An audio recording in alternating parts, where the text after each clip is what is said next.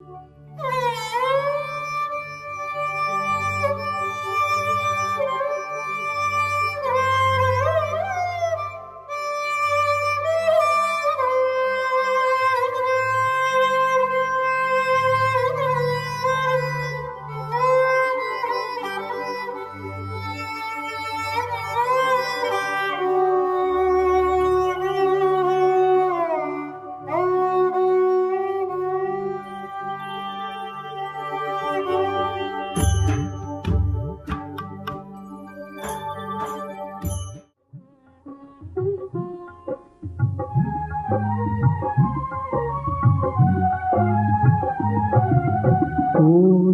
भानुकर दीप्त सिंहमहो घटित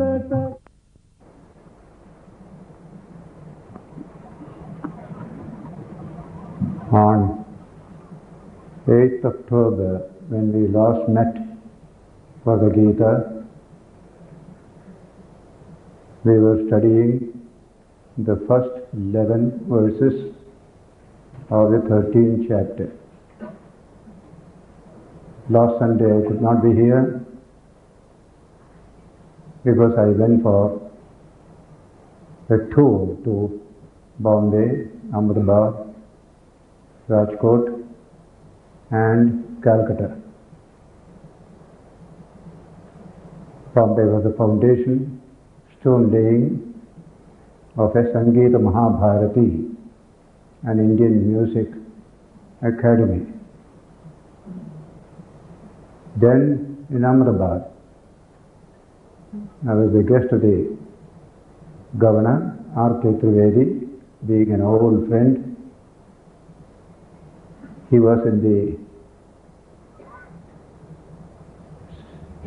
what you call, Union Services Training Institution in Metcalfe House in 55-56, then in Mussoorie. So since then we have been knowing each other, so whenever I go to Ahmedabad, he says, you must stay with me, only just for a day. And he presided over the public lecture. That was beautiful, a fine hall, about 600 people, very distinguished gathering, about 200 principals, so many high court judges, administrators, general citizens. It was a very beautiful occasion. They had chosen as a subject the role of spiritual life in the modern world. After the lecture, I took rest in the government house, and next morning went to Rajkot. 2 days there, including public lecture, youth convention. There we had Gujarati translation also, very beautifully done. And 2 days, nearly 4 or 5 programs. Then I flew to Calcutta. We had our own meetings with the Belur Mutt. 19th was free. That was utilized by the Border Security Force. The IG of Police, Shankar Sen, had fixed it up earlier. So they sent a motorboat to the Belur Mutt. Went half an hour. We reached the Outram Ghat, down the Howrah Bridge. From there by car to the lecture hall of the Border Security Force. All officers, a very beautiful time. Swami Vivekananda and the challenge of nation building. Plenty of questions and answers, and they purchased many books. Books had been kept for sale, Vivekananda's books. Then I rested and had my lunch in our Advaita ashram, and at 4 o'clock the United Bank of India chairman wanted me to address bank managers of his bank at Shakespeare Sarani. That was very fine meeting, quite a large number of people, the band and some outsiders also, citizens also. But for 1 hour there was a power cut. And the lecture was just going on intensely, a power cut. So half an hour everybody sat quiet. By that time they prepared a method of producing this sound by bringing a battery, and we continued the lecture. So towards the end the light also came. So that was a very fine. When we met last time here, we discussed the first 11 verses of the 13th chapter of the Gita, in which verses 7 to 11 dealt with jnana, kshetra, jnana, jnaya. These words had come already. Kshetra means his body, whatever is composed of matter. And jnana is that high knowledge, knowledge of the highest reality. So he ended by saying in the 11th verse, this is jnana. Everything else is ajnana. Etat jnanamiti proktam. Ajnanam yat anyatha. But what all were spoken were not jnana itself. Whatever conduces to your achievement of jnana, the mental and human transformations, purity and other virtues are needed to get jnana, because this is not intellectual knowledge of things. That knowledge you can have without any inner transformation. But here it is jnana of the highest reality.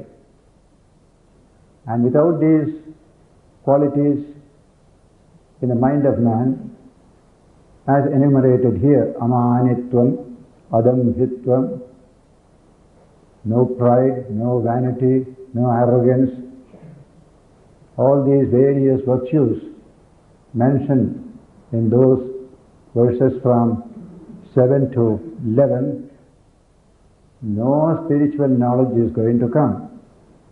We can see only sensory knowledge. Doesn't require much alteration in ourselves to attain sensory knowledge. Even the animals have some sensory knowledge. But what lies above the sensory level, the imperishable, the eternal, to know that you need all these virtues to be cultivated. This is emphasized again and again in Vedanta. In Sri Ramakrishna's teachings you will find what is the use of mere book knowledge or knowledge of the changeable universe around you. It can make your physical life a little better, that's all. But real illumination doesn't come until knowledge rises to this eternal dimension, beyond the sensory level. That is why these virtues were elaborated. Through that we can achieve real knowledge of the absolute reality. Having said that, in verse 12, Krishna now tells us what is jnaya, to be known. This is knowledge, and that is the thing to be known, the object of knowledge. This spiritual knowledge is an object. Object, using the word in the usual English sense, not philosophical sense, because it is never an object. And so, he tells here, the 12th verse, Jneyam yattat pravakshyami. Yajnatva amritamashnate anadimat param brahma na sat na sat iti uchyate.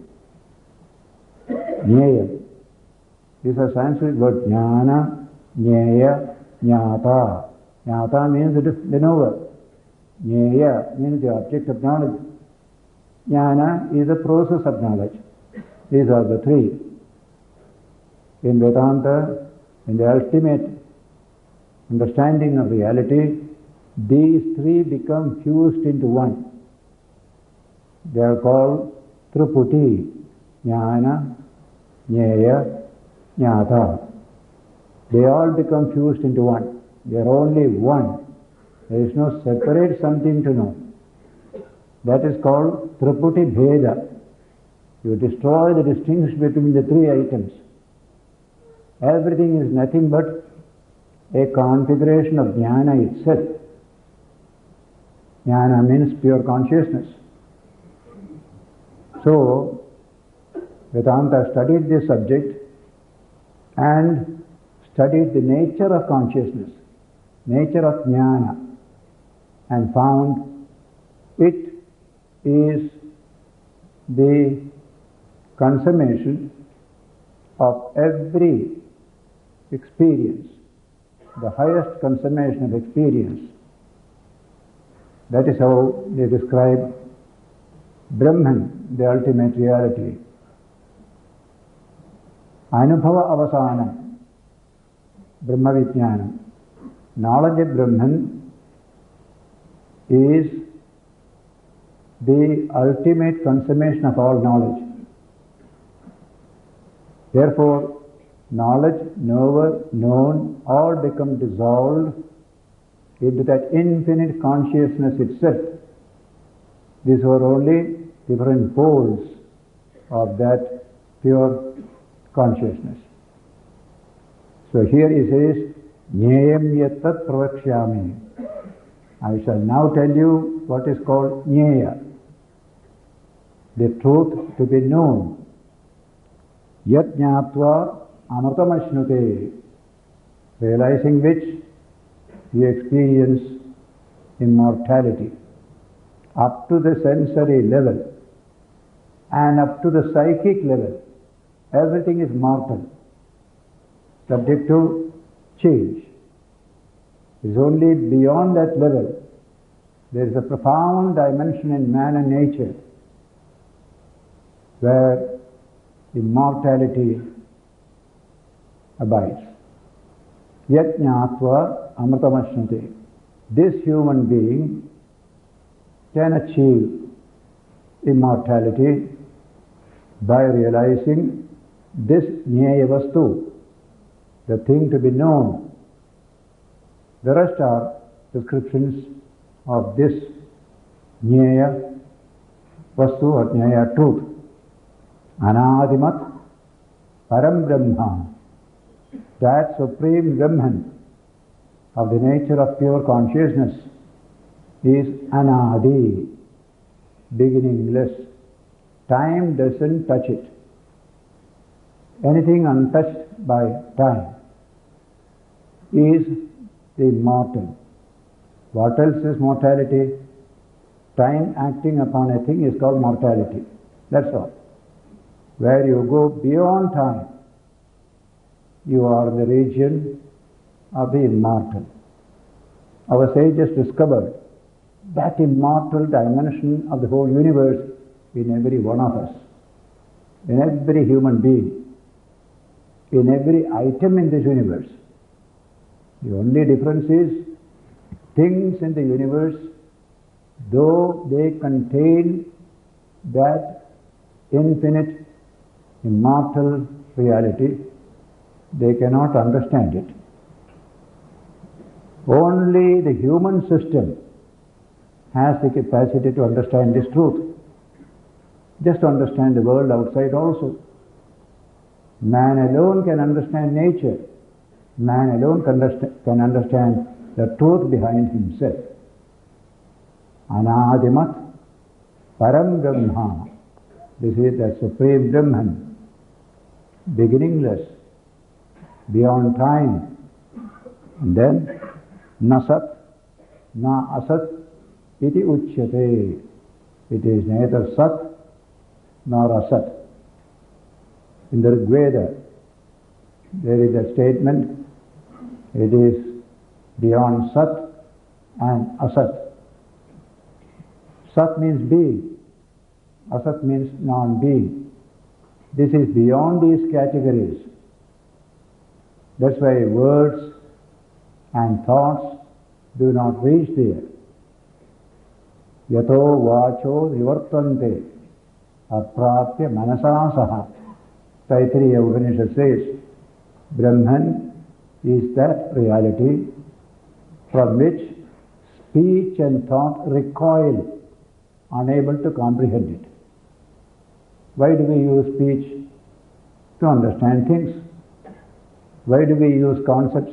Just to understand things. All our education is in utilizing our concepts and our speech to understand the world in which we live. And we can understand a good deal of the world through our speech and our thought. But when you turn it to the Brahman, they disappear. They have no power. They become absolutely ineffective. When Ramakrishna was talking with Ishwar Chandra Vidyasagar, such a great scholar, and Ramakrishna was an illiterate village kind of person, but tremendous wisdom is there in Sri Ramakrishna. So while talking with this Ishwar Chandra Vidyasagar, Ramakrishna made a remark that made a deep impression on Vidyasagar. He knew Vedanta, he knew all this.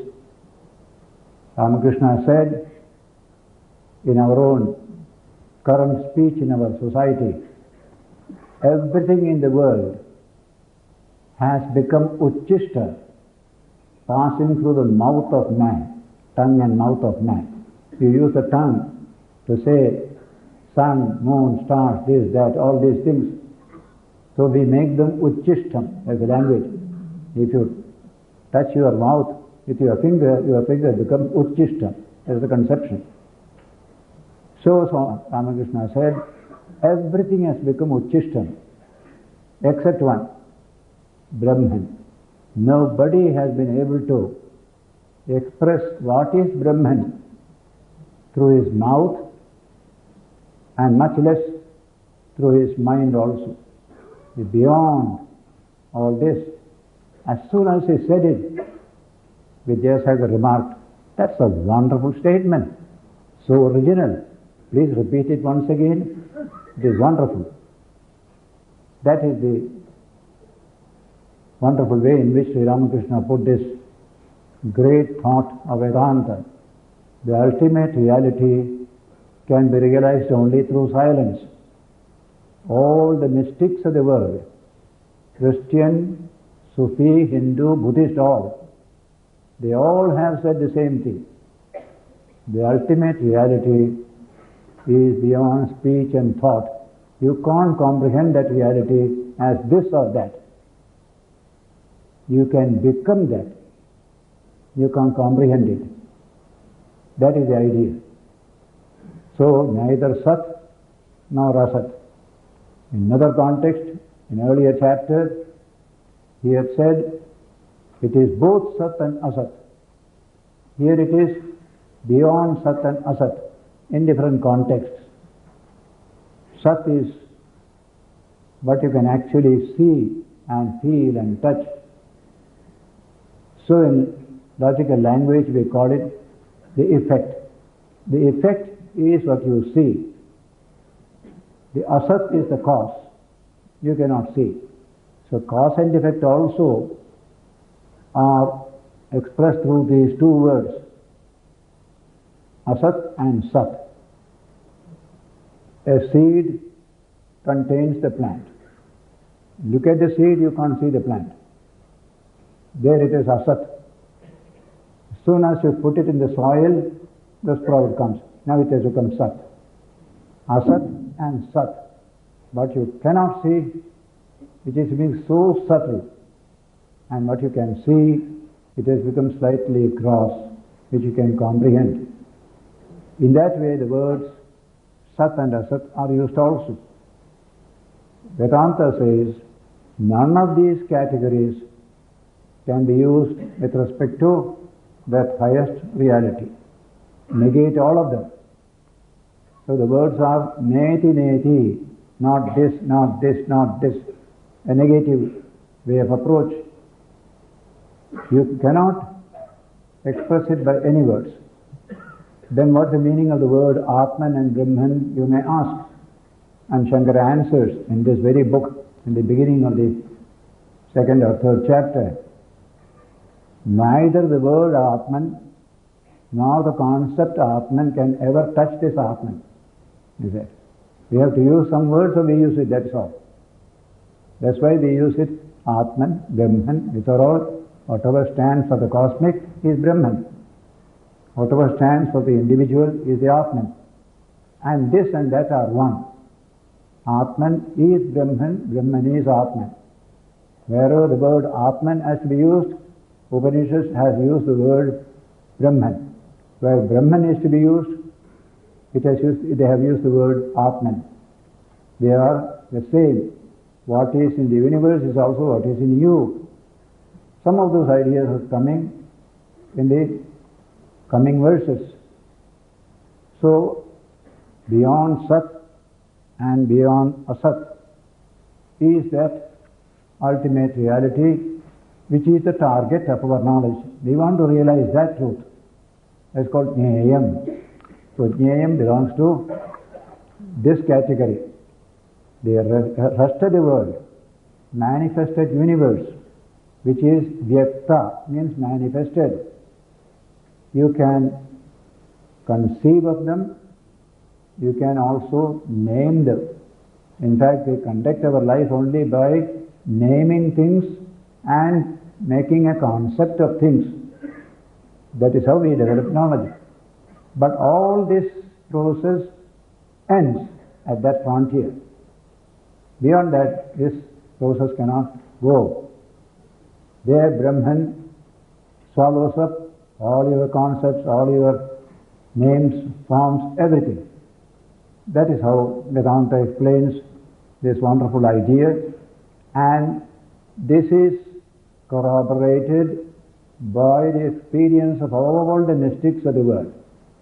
That unity beyond speech and thought. You can just be, you can just experience, that's all. Nothing more. Speech cannot explain what is that. Ramakrishna was told by his disciples, can you tell us what do you experience in that state of samadhi in which you enter? Well, wait, I am going to explain to you, he will say. And he started explaining from the early stages how the mind develops, concentration, etc. Then when it goes just beyond that description, everything stops. He gets into samadhi. Again he comes down. Again he tries to explain. Then he wept and said, I wanted to tell you. I tried my best, but I couldn't. As soon as you touch it, you are in it. You are dissolved in it. Then he gave the example. A salt doll, a doll made of salt. He took up this challenge. I want to measure the depth of the ocean. So he made a nice big measuring rod with all the measuring lines on it. And with great pride and satisfaction, he just walked towards the ocean. As soon as he touched the water, he became merged in the ocean. Where is the salt doll to tell the story of the ocean's depth? This is the example Ramakrishna gives. The mind trying to plumb the depths of the infinite Atman, mind gets merged in it. In fact, in Taoist thought, also Zen Buddhist thought, in Vedanta also, there is such a state called the mind dies. Mano nasha. Mind just dies. That is the higher state. So, the mind which tries to understand things in the external world, that mind, when it turns towards the Atman, it goes a little distance and it dies. So it's called Mano nasha. A wonderful idea in all mystical literature, and today's nuclear scientists, extremely subtle-minded people, they realize the importance of this wonderful idea, that at the highest level, our conceptions, our thoughts, these things do not function at all.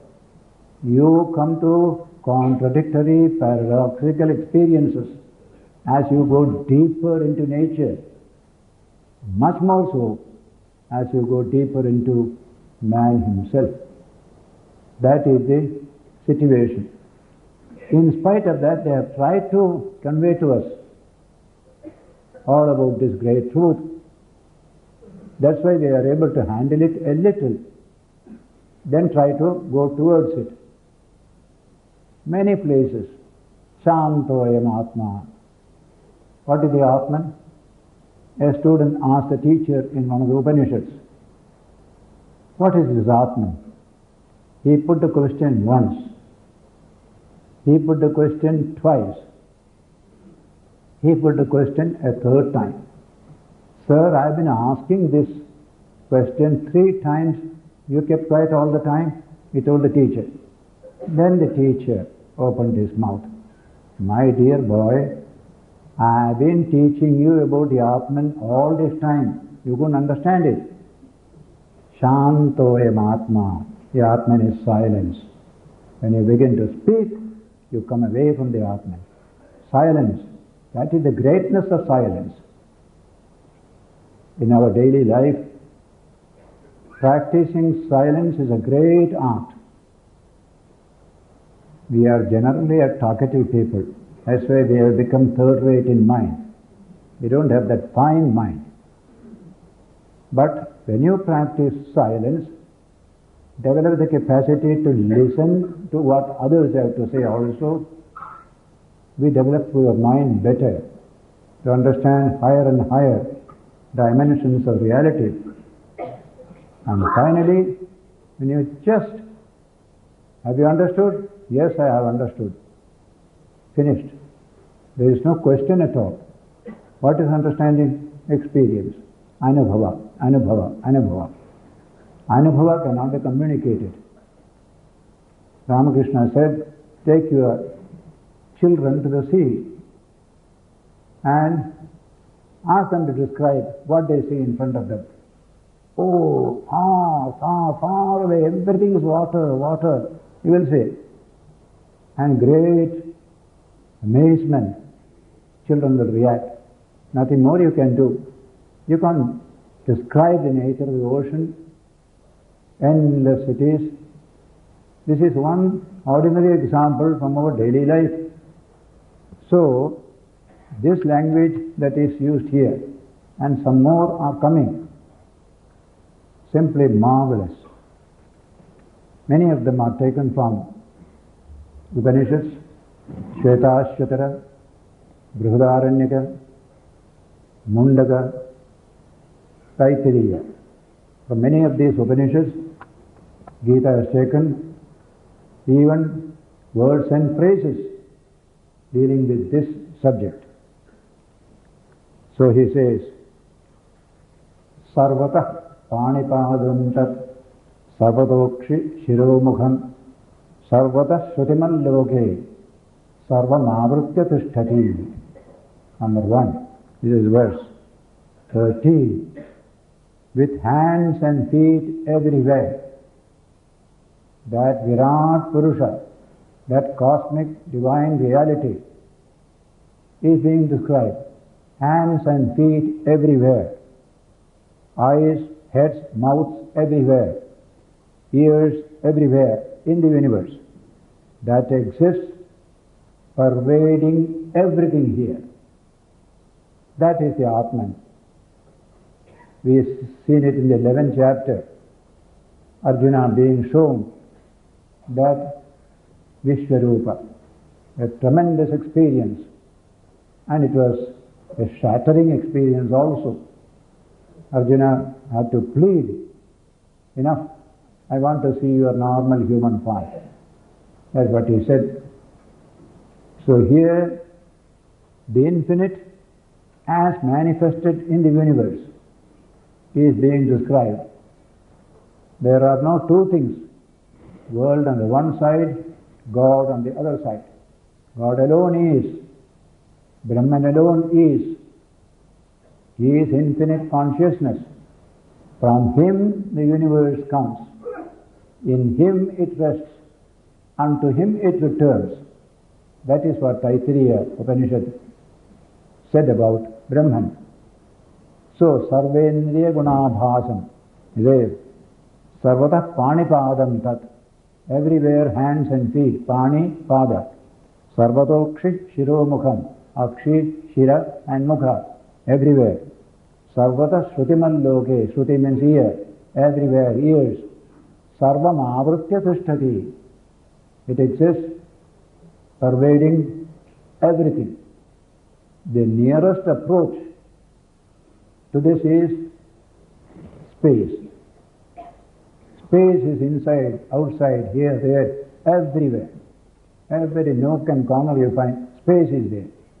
You enclose it, you get space here. But space doesn't know any enclosure. It is undivided everywhere. Space is taken as a good example to illustrate the truth of Atman or Brahman. Then next shloka. Sarvendriya Gunabhasam. Sarvendriya Vivarjitam.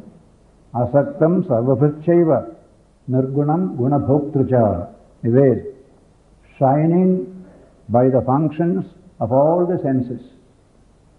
Now, our eye can see, our ears can hear. Where from does this power come to the sensory system? From the Atman.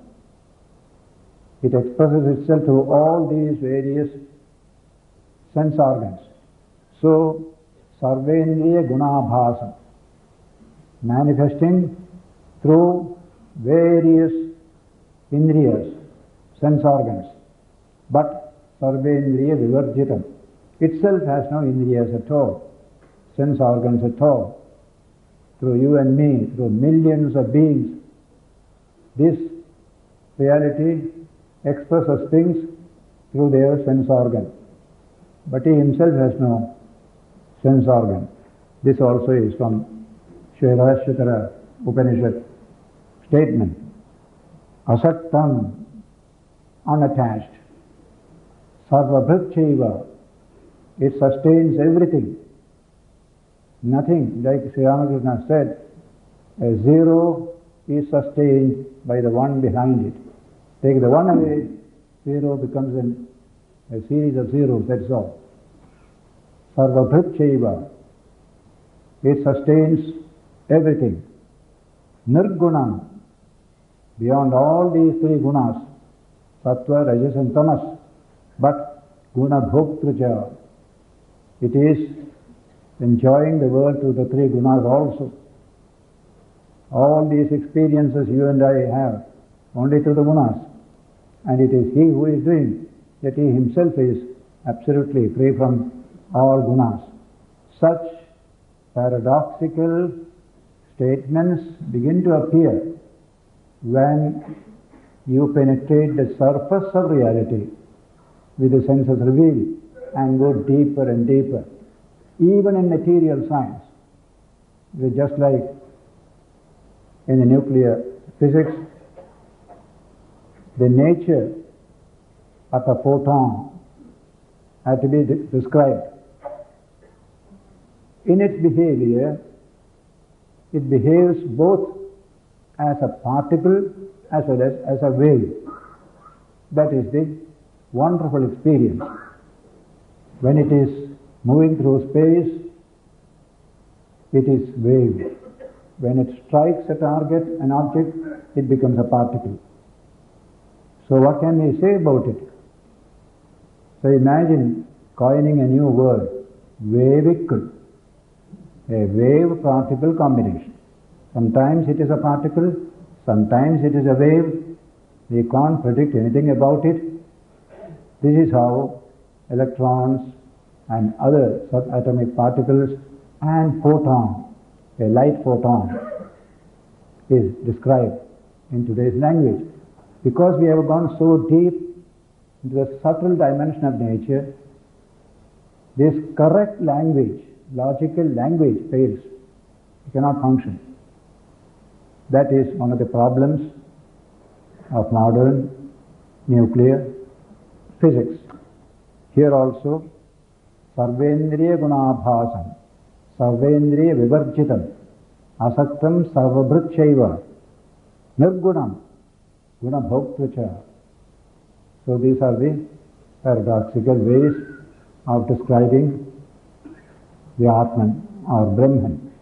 Some more paradoxical words are coming. Bahirantascha bhutanam. It is both inside everything, it is both outside everything. This Atman is both inside a thing and outside a thing. How can a thing be in both? Ordinary things cannot be. They are all spatially limited things. But this is not spatially limited. It can be anywhere. It can be here, it can be there. Our famous nuclear physicist, he was describing the behavior of an electron. An electron is circling round the nucleus of an atom, and it changes its location. It is here now, goes there, or comes here. When it is hot, it goes in one direction. When it is cold, goes another direction. So electron changes its orbit. Now when you say electron changes its orbit, you are talking like any material object. You walk from here to there. But it is not so in electron. Electron disappears in this orbit and suddenly appears in the other orbit without passing through intervening space, he says. These are all very strange utterances, but today's science is full of such strange utterances, and we in India, the great sages with their highly subtle minds, they came across this experience. When you deal with that ultimate reality, here is that Bahirantascha bhutanam. Between you and me, the Atman is inside, the Atman also is outside. Bahirantascha bhutanam. Acharam. It doesn't move. Charamevacha. It also moves. See the language. Acharam charamevacha. This is taken from Isha Upanishad. There when it deals with the Atman, Isha Upanishad said, Tadejati, Tannejati, Taddure, Tadvantike. It moves, or it, what you call, functions. Or it doesn't move. It is stationary. Tadejati. Ejru means kampana. A little bit of stirring taking place within it. All action is an ejana. A small movement is going on. That's called ejru. Ejru kampane. Kampana means this kind of small movement. We have both in nature. So in this case, this Atman is Tadejru, Tadejati. The Atman moves, otherwise the universe cannot function. Process, all these are similar ideas. Tannayajati. But when you study it, when you understand it as it is, there is no movement at all. Absolutely no movement there. It is absolutely steady. That is the nature of the Atman. Both you can speak about. Just like vehicle. This is much more subtle, infinitely subtle compared to an electron in its behavior or a photon in its behavior. And so, tadejati, tannejati, it doesn't vibrate. First he said it vibrates. Second it said it doesn't vibrate. Then taddure, it is far away. Tadu antike, it is also nearest to the near. This is language. God is far away, God is also very near to us. These are all the experiences of all the mystics. Christian, Sufi, Hindu. They have said the same thing. And physical science, dealing with the subtle dimensions of the matter, are saying the same thing. So let us not think that our normal experience of the world is a standard for everything. Not at all. This is one aspect of reality revealed by the senses, and you try to understand it. But if you go deeper, things will be quite different. An electron can leave one orbit and appear in another orbit without passing through intervening space. When these discoveries were made in the 20s, Bertrand Russell wrote in his book Scientific Outlook, matter appears like a ghost, is the language he used. A ghost can go through the window, through the glass, outside, inside, as our belief. So the matter is like a ghost, he himself said. So we are dealing with extremely subtle aspects of reality. And when you come to Vedanta, you are dealing with the subtlest aspect of reality. Nothing further can be this in subtlety. So, bahirantascha bhutanam acharam charamevacha. Chara means to move. Achara, no movement. Chara, movement. So this is both moving and unmoving. Acharam charamevacha. Then comes a wonderful idea. Sukshmatvat tat avijñeyam. Because it is extremely subtle. Sukshma means subtle. It is not knowledgeable. You cannot know it. Avijñeyam. Sukshmatvat tat avijñeyam. Durastham, it is far away. Antike jatat. It is also the nearest to the near. These are the statements which Upanishads made ages ago, which today scientific world is able to appreciate because they are coming across such experiences in physics also today. This wonderful physics of dull dead matter which you can handle with all your sense organs. Even that matter, as you go deeper, reveals these fantastic dimensions. And so, in one of Kapra's books, author of The Tao of Physics, he refers to an interview with Heisenberg. Heisenberg is the discoverer of the principle of uncertainty in modern physics, a very revolutionary teaching where the principle of causality doesn't apply. Till now we studied the world entirely based on causality. A Newtonian physics entirely based on causality. Cause and effect are non-different. Therefore, we could understand things. But Heisenberg came across this principle of uncertainty in the behavior of a nuclear particle. You can either determine its position or its velocity, but not both.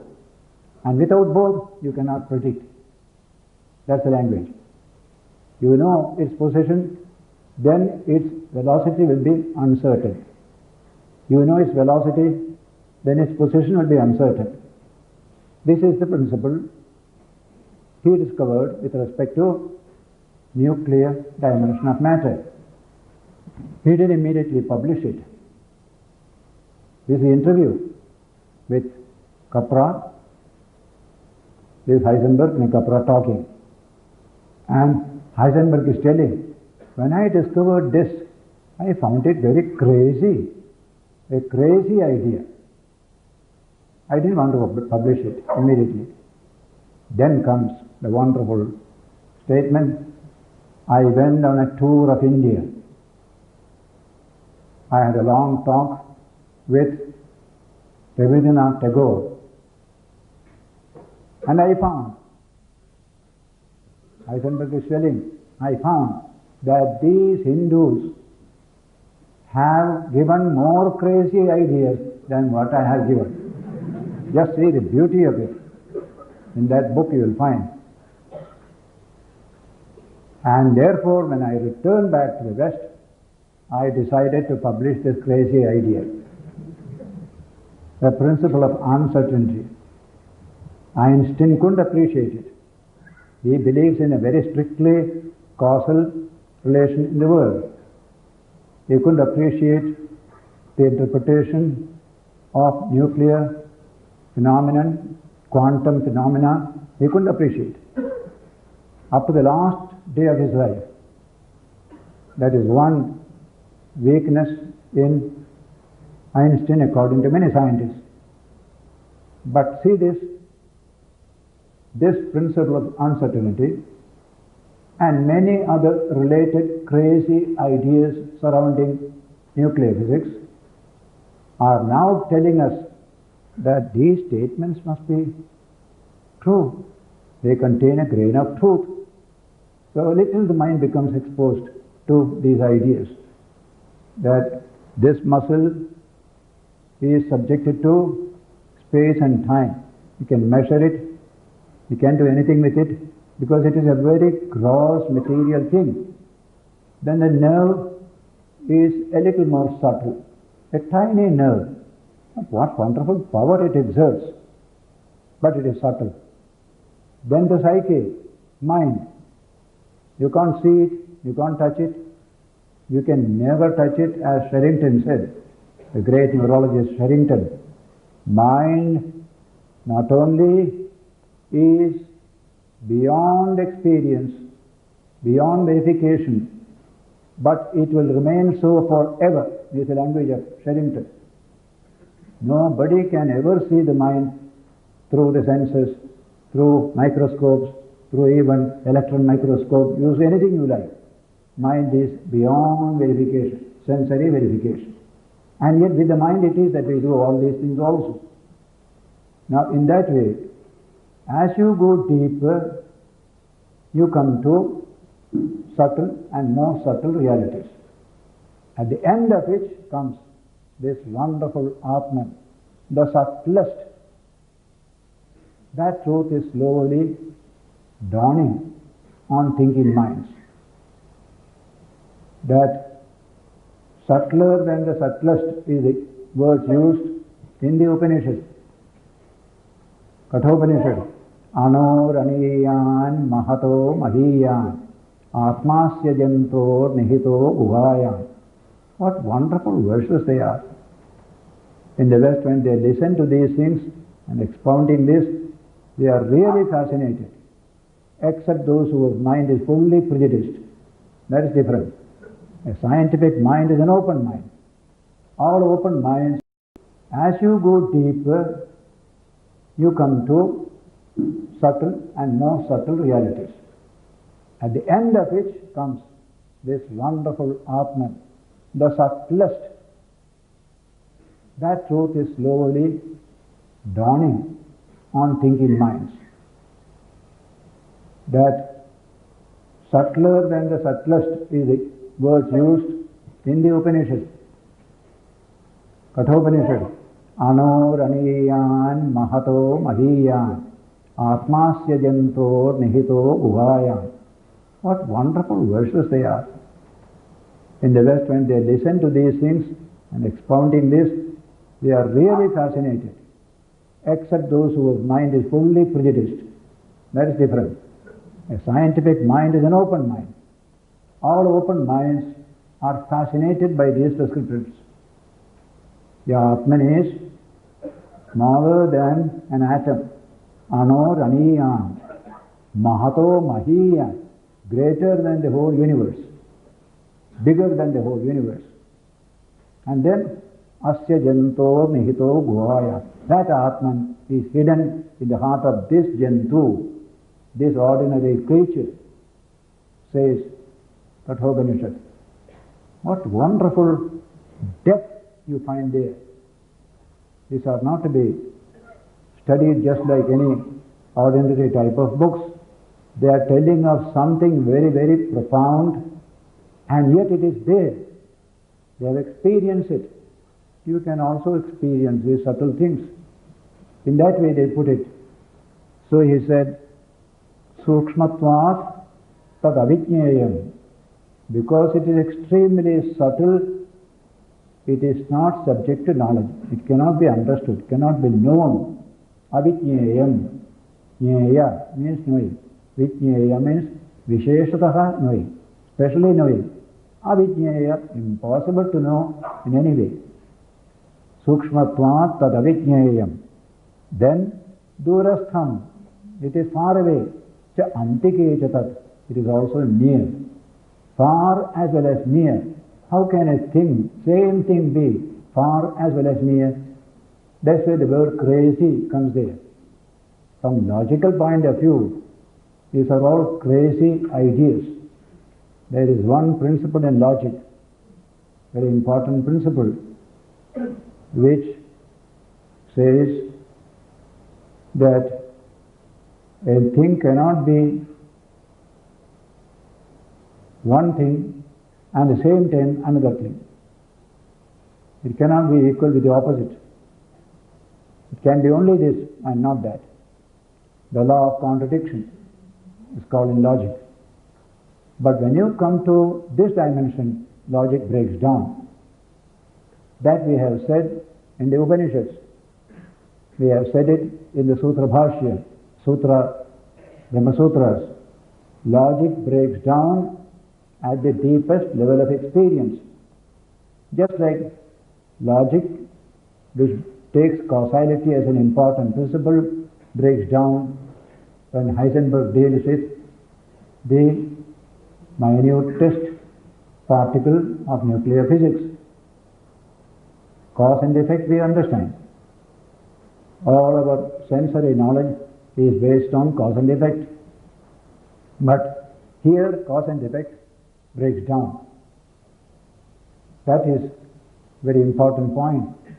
That's why in all spiritual experience you go beyond logic, beyond intellectualism. After all, logic is the method used by intellect to divide things, measure things, try to understand things, etc. What is its length, what is its weight, etc., etc. we say. Wherefrom has it come, what is the cause? All this is logic. Yes, all this can go and function well in the sensory field of knowledge. Not beyond that. Impossible.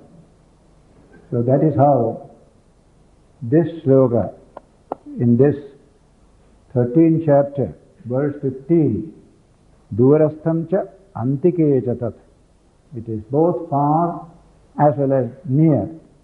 It is good to know how these ideas are expressed by some of the world's mystics, Christian mystics. I am particularly referring to here, equally so Sufi mystics.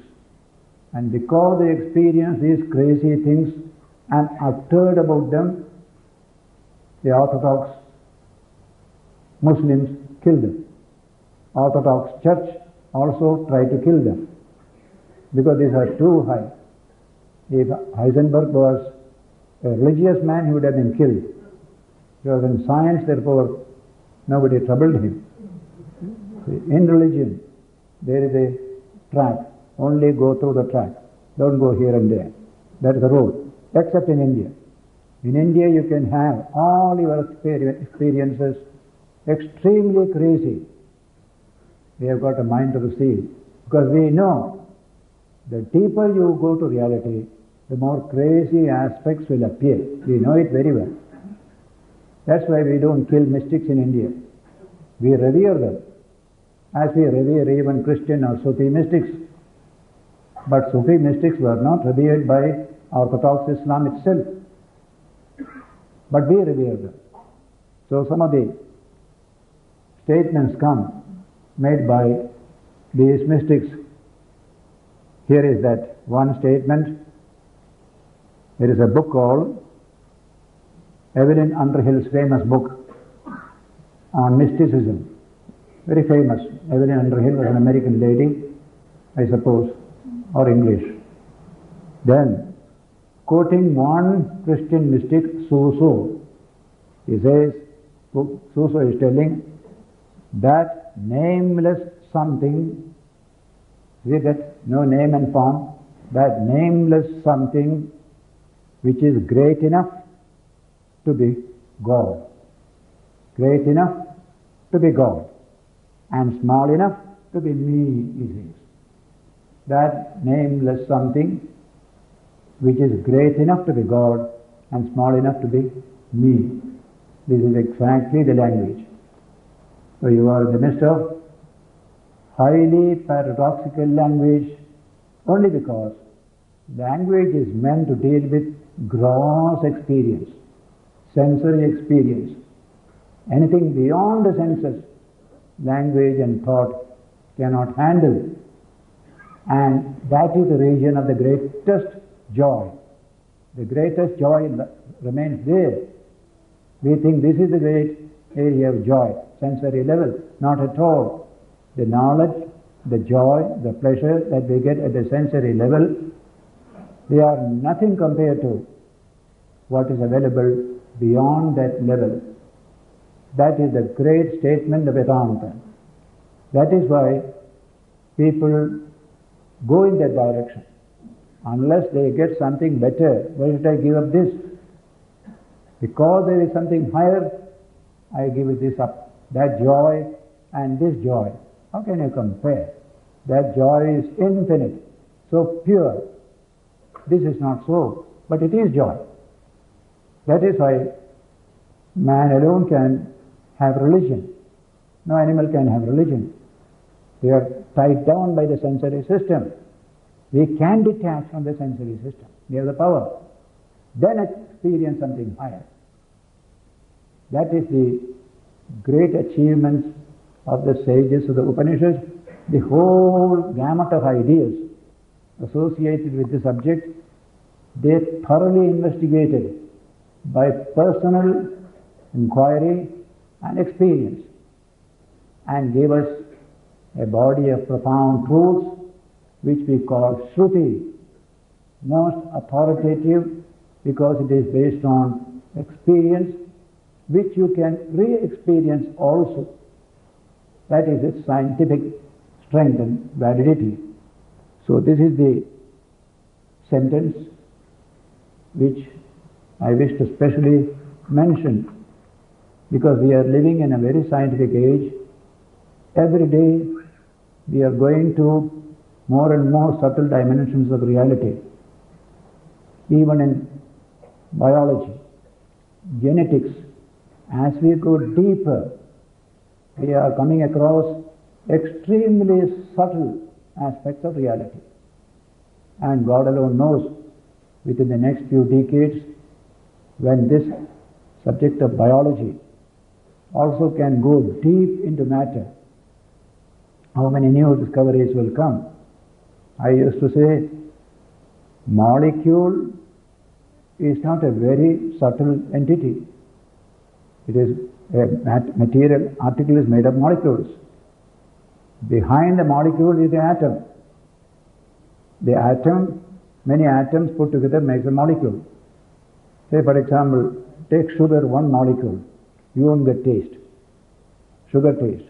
Take several molecules, then you get the taste of sugar. It is so subtle. And below that is the atom. Biology has now gone to the atomic level. It is still in the molecular level. We call it molecular biology.